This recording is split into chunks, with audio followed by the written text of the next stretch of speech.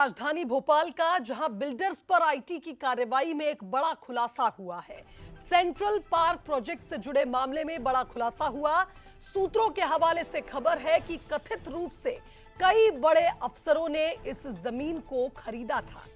प्रभावशाली नेताओं ने भी इस जमीन को खरीदा था। सेंट्रल पार्क प्रोजेक्ट में नेताओं और अफसरों ने जमीन खरीदी थी।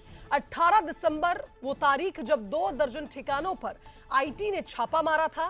त्रिशूल कंस्ट्रक्शन के मालिक राजेश शर्मा की संपत्ति को अटैच किया गया था।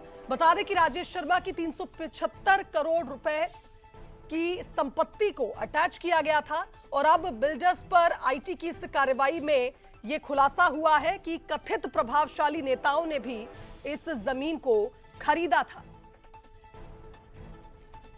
चलिए संवाददाता सूरज का रुख कर लेते हैं, हमारे साथ इस खबर पर लाइव जुड़ रहे हैं। सूरज, जिस तरह से आईटी की रेड पड़ी थी, अब इसमें कई बड़े खुलासे हुए। बताया तो यह भी जा रहा है कि कई प्रभावशाली लोगों ने भी जमीन को खरीदा था।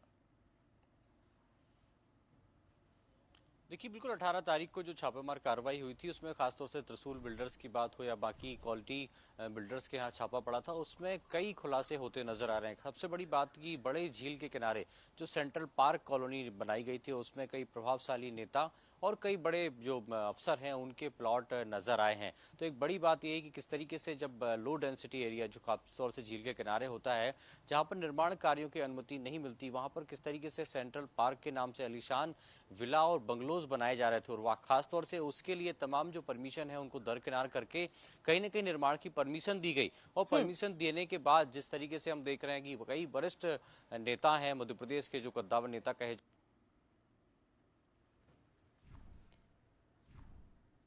बिल्कुल, यानी कुल मिलाकर ये कहा जाए सूरज, जिस तरह से इस पूरे मामले में कार्रवाई चल रही थी, कई बड़े खुलासे हुए हैं और सूत्र तो ये भी बता रहे हैं कि इस पूरे प्रोजेक्ट से जुड़े तमाम बड़े खुलासे हुए हैं।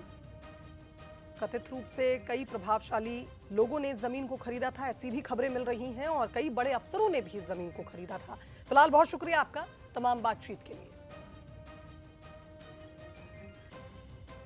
सागर से इस वक्त की बड़ी खबर आपको बताएंगे, जहां